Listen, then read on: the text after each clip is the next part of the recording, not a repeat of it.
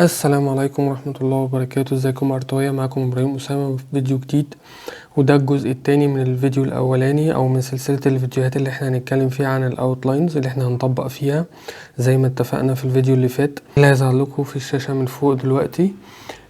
احنا قلنا هنطبق في السلسلة ديت اوضاع مختلفة للوش، وقلنا هنطبق اجناس مختلفة، وقلنا هنطبق اعمار مختلفة. احنا في الفيديو اللي فات زي ما قلنا اللي هيظهر لكم في الشاشة طبقنا العواجيز، طبقنا سكتشات العواجيز. الغرض من السكتشات ديت اللي احنا كنا نرسم من غير ما نمسح اي حاجة، من غير ما نستخدم اي استيكة. الغرض اللي احنا كنا نتدرب على الاوتلاين. الفيديو بتاع النهاردة هنتكلم عن ان احنا نرسم الاطفال.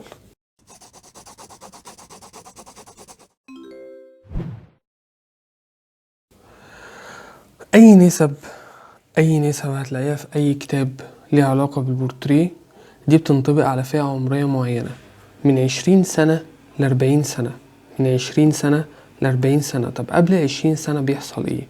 قبل 20 سنة معدل النمو بين الأطفال بيبقى مختلف بين طفل للتاني وسريع جدا. يعني ما ينفعش أقول إن متوسط طول الطفل في الفئة العمرية ديت بيبقى كذا، عشان بيبقى فيه فروق فردية. ما ينفعش أقول عشان هو بقى أساسا تاني يوم أو بعدها بفترة قريبة نموه هيختلف، نموه هيزيد. فمعدل النمو قبل 20 سنة بيبقى مختلف جدا وسريع جدا. فبالتالي أنا مقدرش أطبق النسب بتاعتي على بورتريه طفل زي كده خالص. ما ينفعش اطبق النسب بتاعتي على بورتريه طفل زي كده. يبقى انا بقدر الابعاد بين الاعضاء بعناية، ودي من ضمن الاسباب اللي انا قلتها في الفيديو اللي فات ان البورتريه الطفل بيبقى اصعب بكتير جدا من الناس العواجيز، عشان ما بينطبقش عليهم اي نسبة من النسب اللي احنا قلناها قبل كده في الفيديو اللي هيظهر لكم برضو على الشاشة من فوق، الفيديو اللي انا قلته من حوالي 4 سنين او 5 سنين. طيب هنطبق نفس اللي احنا طبقناه في الفيديو اللي فات، اللي احنا نعمل العين في نص الورقة بالظبط، حتى لو هي في الاصل مش في نص الورقة. طب ايه الحكمة؟ ان الرسمة بتاعتي تكمل من فوق. طيب هنبدأ بالعين اللي على الشمال. الغرض من السكتش ان العضو يكون مرسوم صح في مكانه صح. الغرض من السكتشات ان العضو يكون مرسوم صح في مكانه صح. فانا هبدأ ان انا ارسم العين كده. احنا قلنا ان احنا مش هنستخدم اي استيكة في الفيديوهات ديت، فانا هسيب الغلط زي ما هو.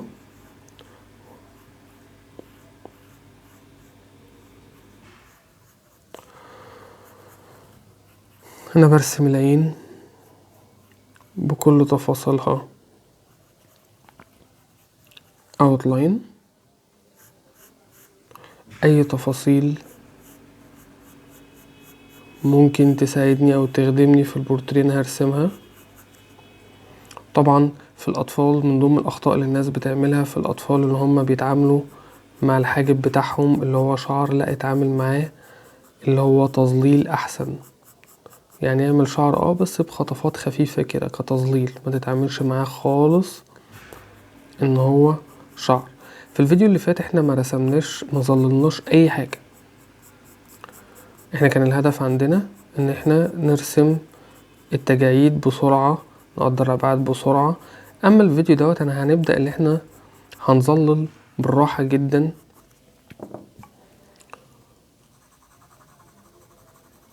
اول باول كده العضو، بحيث اللي هو يبقى واضح قصادي كده اول باول. يبقى الاختلاف عن الفيديو اللي فات اللي هو هيبقى فيه تظليل اول باول في الاماكن الغامقة بس. انا مش هدرج، مش هعمل اي حاجة، لان هركز على الاماكن الغامقة بس.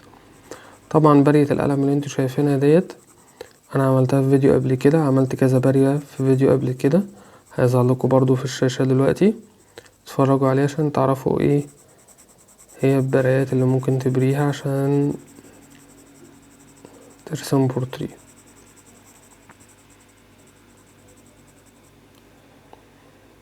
انا شغال دلوقتي بقلم 2B. الغرض من الخطوة اللي انا بعملها دلوقتي ان انا اوزع ضوء ظل سريع، مياخدش مني ولا وقت ولا مجهود. طيب كده انا خلصت العين الاولانية، اروح ارسم العين التانية. هقدر الابعاد اللي ما بينهم زي ما قلنا في الفيديو اللي فات، ان انا هظلل اللي ما بينهم. طبعا الاطفال في السن ده ميبقاش عندهم عظمة بتاعة المناخير، متبقاش لسه اتكونت، فاحنا هنقدر كده بالتقريب، فالموضوع صعب جدا. ندخل على عين تانية، برضو هقدر عرضها وطولها بالتقريب، كل حاجة هتبقى بالتقريب.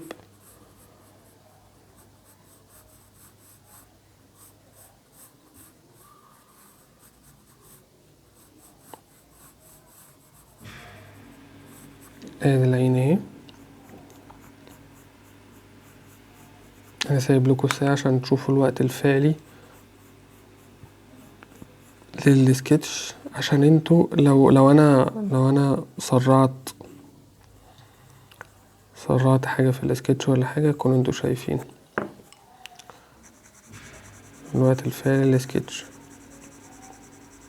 طبعا في الفيديو اللي فات انا ما كانش ينفع ان انا اظلل حاجة، عشان تظليل العواجيز بيبقى صعب جدا زي ما انا عملته فيديو قبل كده. لو تفتكروا تظليل التجاعيد برضو هيظهر لكم في الشاشة دلوقتي، فما كانش ينفع ان احنا نظلل. عشان كده في الفيديو ده انا بحاول ان انا اعوضكم، ان انا لو قصادي سكتش ممكن انجز فيه ازاي كتظليل او تلاين بس في الاماكن الغامقة. احنا قلنا الحاجب انا هتعامل معاه ان هو تظليل خفيف مش شعر، عشان ناس كتير بتسألني يا ابراهيم انا لما باجي ارسم طفل بيكبر مني في السن. بيكبر منك في السن بسبب حاجتين. اول حاجة موضوع ان انت بتتقل الحاجب زيادة عن اللزوم، فبتديله سن اكبر من السن الطبيعي. تاني حاجة هنعمل رموش. تاني حاجة او تاني سبب بيخلي الطفل يكبر منك في السن طول المناخير. المناخير لو طولت الطفل بيكبر في السن.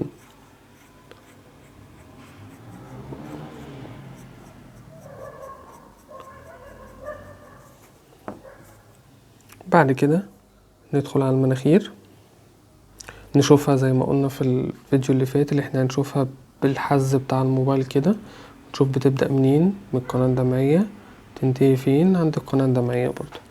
يبقى انا هعمل خط كده من القناة الدمعية للقناة الدمعية، وهقدر طول المناخير. خد بالك ان انت دايما هتقدر طول المناخير بتاعة الطفل غلط، دايما هتقدر طول المناخير بتاعة الطفل اطول من حجمها الطبيعي. خد بالك من النقطة ديت. ادي فتحة المناخير. طبعا فتحة المناخير مش فتحة ولا كاتب كتابة ظريف عشان اكتب لكم كومنت. فتحة المناخير يا دوب بتبقى خط وبرمي ظل تحتيه.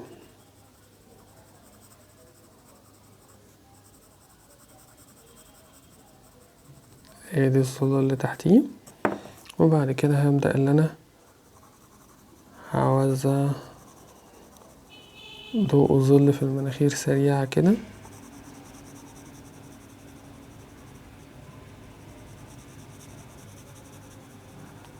اللي حابب يتابع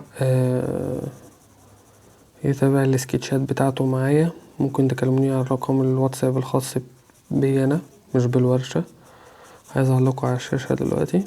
تكلموني على الواتساب. اللي حابب يعني اللي انا اساعده في الاخطاء اللي بتطلع له ولا حاجة، انا تحت امركم.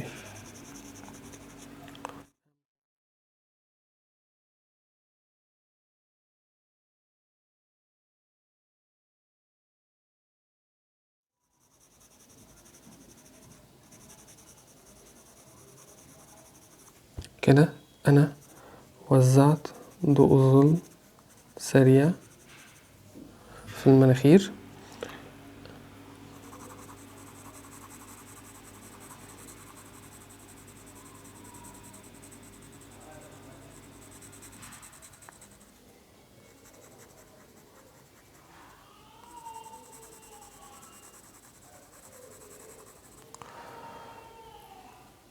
ننزل بقى على البق، نشوفه في الأصل بيبدأ منين. بيبدأ من بعد المناخير بحاجة بسيطة، وبينتهي فين؟ برضو بعد المناخير بحاجة بسيطة. يبقى أنا هنزل بخط كده بعد المناخير بحاجة بسيطة، واخلص بعد المناخير بحاجة بسيطة، وأقدر البعد اللي بينه وبين البق.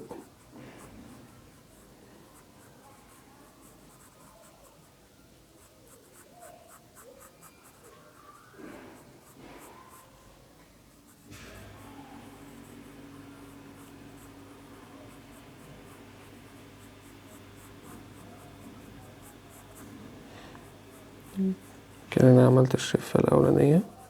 احنا متفقين ان احنا مش هنستخدم اي استيكة في سلسلة الفيديوهات ديت، عشان نتدرب بس على النسب، وما يكونش هممنا ان احنا نغلط. لازم تكسر حاجز الخوف في موضوع الغلط ده. يعني انا الفيديو اللي فات تعمدت ان انا ما عيدش اي سكتش، على الرغم من السكتش التاني ما طلعش بنفس الجودة، والسكتش الاولاني لو كنت عدته كان ممكن يطلع احسن. بس انا تعمدت ان انا ما عيدش حاجة،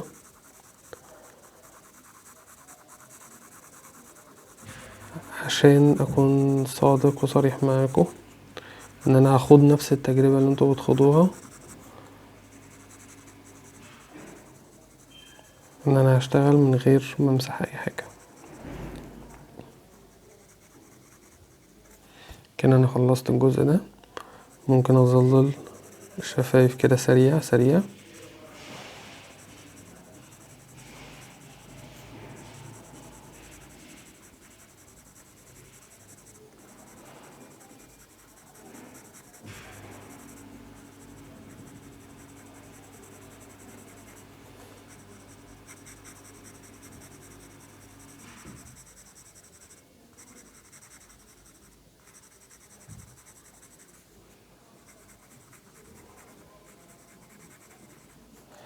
طبعا تحت البق بيبقى فيه ظل.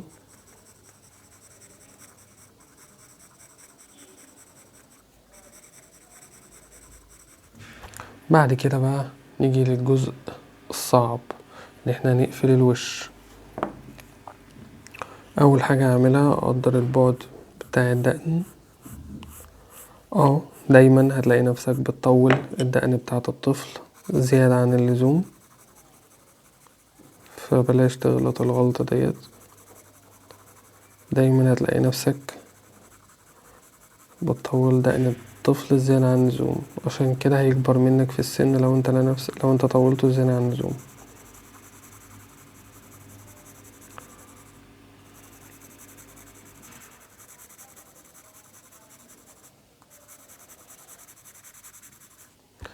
كده انا عملت الدقن. اعمل بقى جنبين الوش. ادي الجنب الاولاني،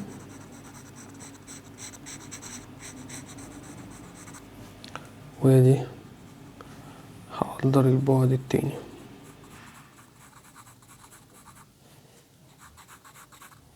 وبعد كده هقدر طول القوة، هقدره بعناية كده.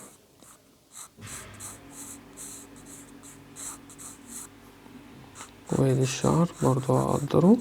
وده طبعا كل ده وارد اللي هو يبقى غلط، فانا مش هعرف اذا كان غلط ولا لا لما ابدا اربط ما بينهم. فانا هربط وبعد كده نشوف بقى. هبدا اربط ما بينهم.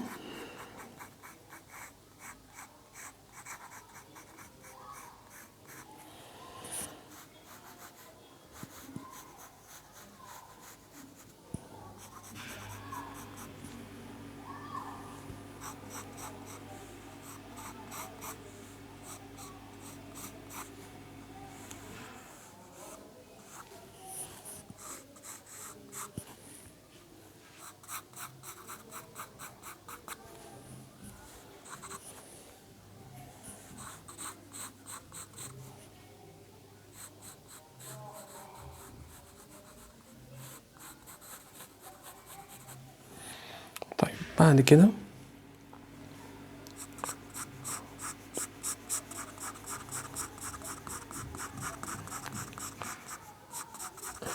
هعمل كده الشعر اي حاجة كروكي.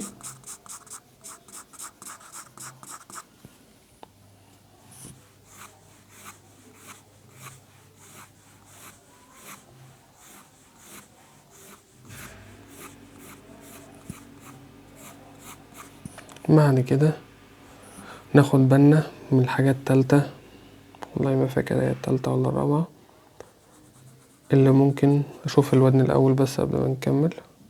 الودن بتبدأ من عند العين وتخلص عند البق، يبقى هتخلص هنا وهتبدأ هنا. طيب الحاجة التالتة اللي ممكن تبوظلي او تخلي الطفل يكبر مني في السن، يبقى اول حاجة ان احنا قلنا ايه، طول المناخير. تاني حاجة الحاجب لو تقل منك هيكبر منك في السن جامد. الحاجب لو تقل منك هيكبر منك في السن، والمناخير لو طولت هيكبر في السن، والدقن لو طولت هيكبر في السن. اخر حاجة بقى ممكن تخليه يكبر في السن هو او هي الرقبة.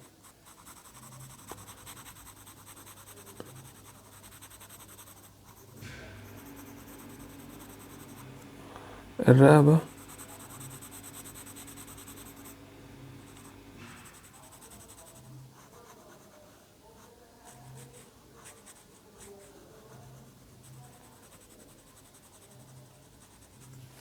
الرقبة لو لقيت نفسك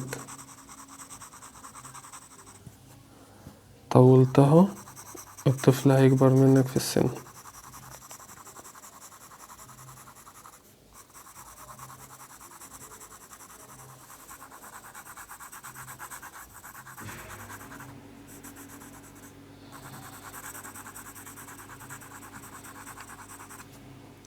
اوزع الضوء والظل اللي احنا قلناهم، وكده كده الجزء اللي على الشمال كله غامق.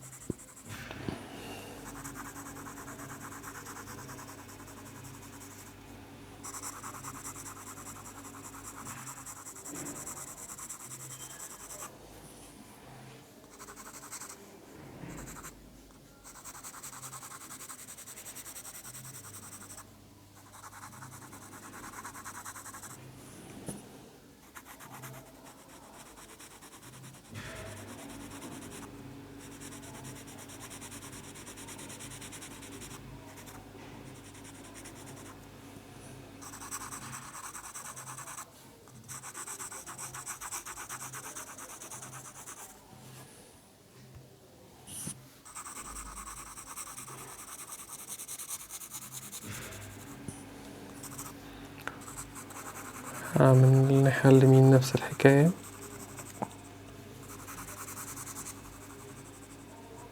بس الناحية اليمين أهدى شوية في التظليل بتاعها من الناحية الشمال.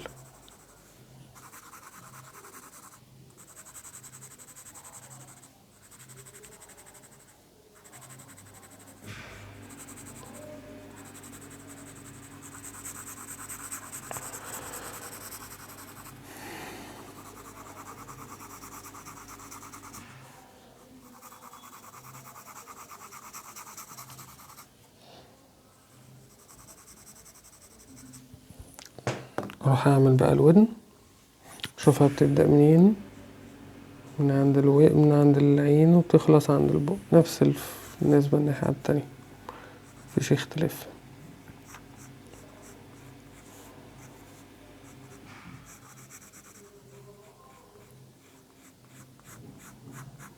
دايما الأطفال ودنهم بتبان ان هي اكبر من حجمها يعني كبيرة جدا بالنسبة لحجم باقي وشها. عندهم حاجتين دايما بيبانوا ان هما كبار جدا بالنسبة لباقي الحجم وشها. النني دايما هتلاقيه شكله كبير جدا بالنسبة لباقي وشها او باقي عينيها، والودن دايما هتلاقي الودن كبيرة جدا بالنسبة لباقي وشها.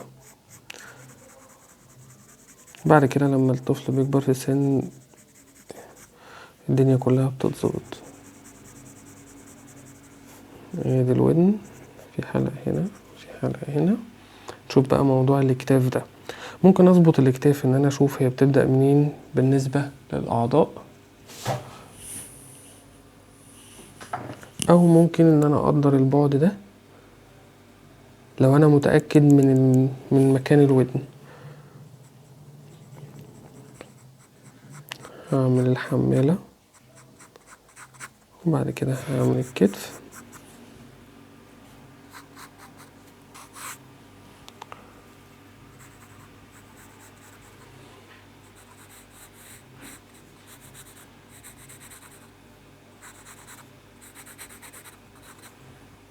كده خلصت الحمالة.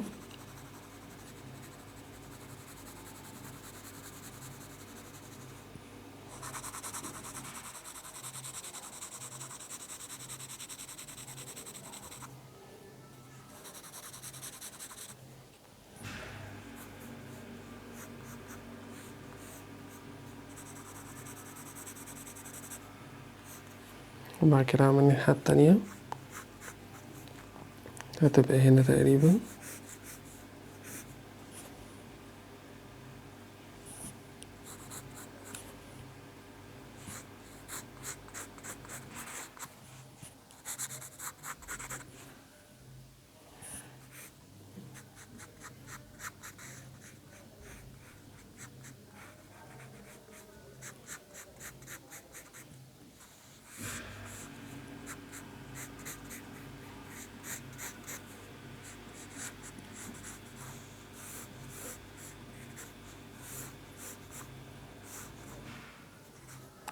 واضح والله أعلم إن هي عايزة تنزل لتحت أكتر،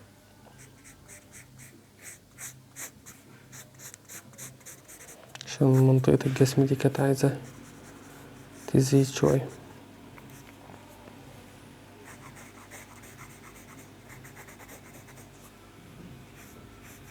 احنا قلنا مش هنمسح حاجة ونسيب كل الأخطاء زي ما هي.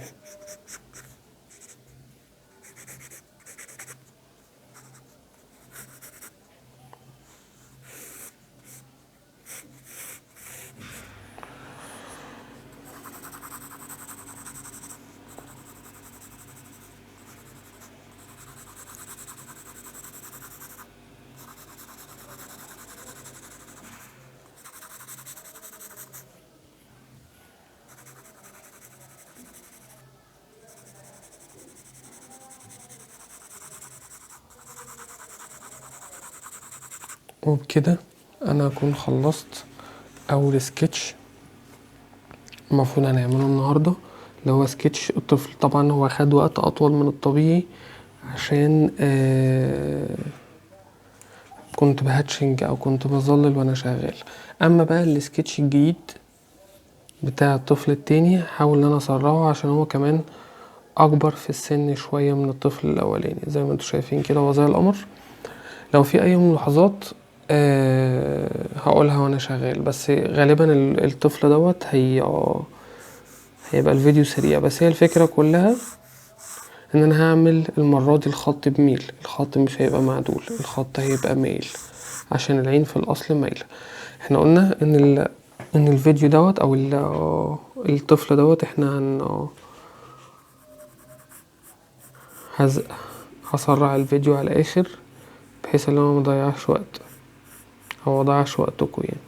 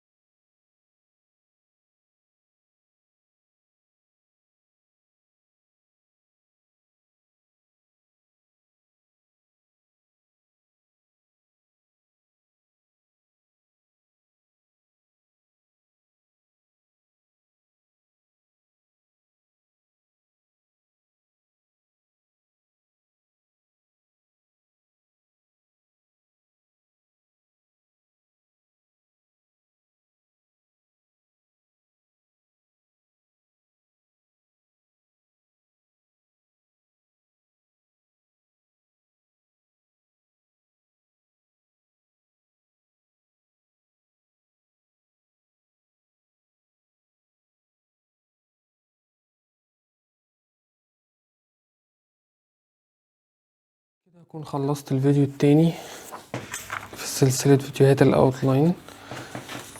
ادي السكتشين اللي انا رسمتهم، ادي السكتش الاولاني وادي السكتش التاني. طبعا نسب الغلط فيهم متفاوتة. اشوفكم كده ان شاء الله في الفيديو الجاي.